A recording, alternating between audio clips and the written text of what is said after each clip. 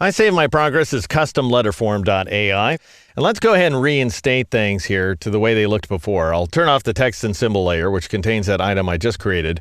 I'll twirl open the t-shirts layer, turn back on type, and then I need to turn on the background as well. All right, so notice that the t-shirt is separated from its background by this kind of wiggly drop shadow. And that's a combination of a few dynamic effects working together. So let me show you how those are put together. Again, in the interest of transitioning from advanced type to advanced color, don't you know? And if you take a look at this t-shirts layer, if you're working along with me, if you've got it expanded, then you can scroll down a list a little bit and you'll see an FX item right there. So the topmost of the two FX items, there's copies of both of these because we have two artboards with the same things on them. That top one is the one we're looking at right now. I'm going to go ahead and meatball it in order to select it.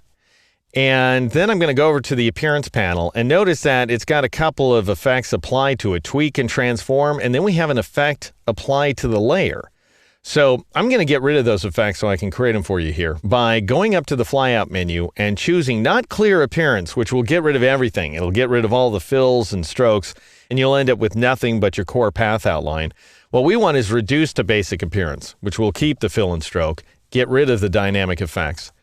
And notice that we got rid of a little of the blackness around the t-shirt. Now I'm going to double click on layer because we can see that there's a layer with a dynamic effect assigned to it.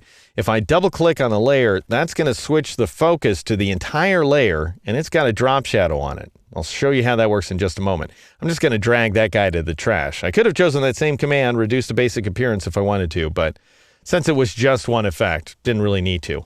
All right, now I'm going to go back to the layers panel because this is the easiest way to identify this FX object. I'll click on it in order to make it active. Now, the FX path is just as big as the back path. They're exactly the same path outline. And the back path is the one that shows the colors on the interior of the sleeve and the interior of the neck as well. And so you might ask, well, why didn't I just go ahead and assign the dynamic effects directly to the back object?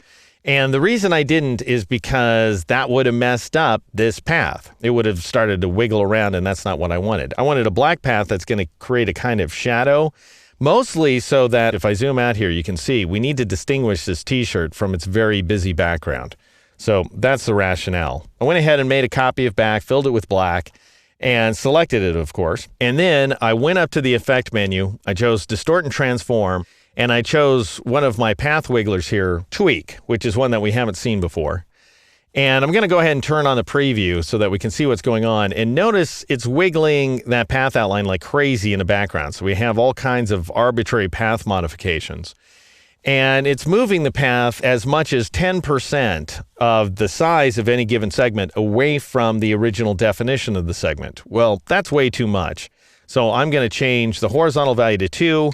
And the vertical value to 2 as well. And we're working relative, so we're working with percents. If I turned on absolute, it would be in our current unit of measure, which for me is points. But percent works out nicely. Then you can decide whether you're modifying the position of anchor points. This is all virtual, of course. You're not really changing the location of the anchor points. But whether you're wiggling the anchor points around or the in control points. And by control points, it means control handles. So the control handles that are coming into an anchor point. And you also want to modify the control handles that are going out of the anchor points. Well, what you really do is you just sit there and fool around with the checkboxes and decide what you like. I decided to let everything waver, so I've got all the checkboxes on, and I'll click OK. And the result is that we have just a few little bits and pieces of path outline wiggling out. You can see it most obviously up here in the neckline. Next, I decided that I wanted to increase the size of the path a little bit so that we have a kind of non-uniform stroke around the outside of the path.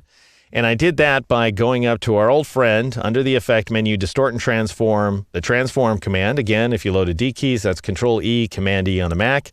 And I increased the scale values ever so slightly, 102 and 102. And you have to enter those values manually because there's no little link icon there. Turn on preview to see what you've done. That looks pretty good to me. Click OK. Now, I also wanted a drop shadow, but I wanted everything about this layer to cast the drop shadow. So I'm going to go ahead and zoom out a little bit because you'll notice the other t-shirt, even though it's got some wiggling stuff going on in back of it, because it has the same effects applied to its FX path, However, notice that there's some randomness associated with tweak. So the tweak effect looks different every single time you apply it. However, we have lost the drop shadow. And that's because I went ahead and applied the drop shadow to the entire layer, which is something you can do in Illustrator. Anything that Illustrator considers to be an object, which can be a path or a text object or a group or a sublayer or an entire layer, you can apply a dynamic effect to it. So what you do is you go ahead and meatball that layer. So you click on its meatball there in a layers panel to identify the layer. And then I'd go up to the effect menu, choose stylize and choose drop shadow, Control-Alt-E or Command-Option-E if you loaded D keys. And these are the values that I used. And they're showing up because they're the last values I applied, but the mode is multiply. Opacity is 100%, both X and Y offset are set to 3 points, blur is 5 points, my color is black, turn on preview, and you will see the effect in the background. And we'll explore this more when we take a look at dynamic effects in the mastery portion of the series. But the great thing about working this way is now if I put anything else on this layer, it will now cast a drop shadow. If I move anything out of this layer, it will stop casting a drop shadow. So the drop shadow is a whole layer attribute. So there you have it, a manual way to create custom character outlines. That's what we saw in the previous exercise. And now another use for dynamic effects here inside Illustrator.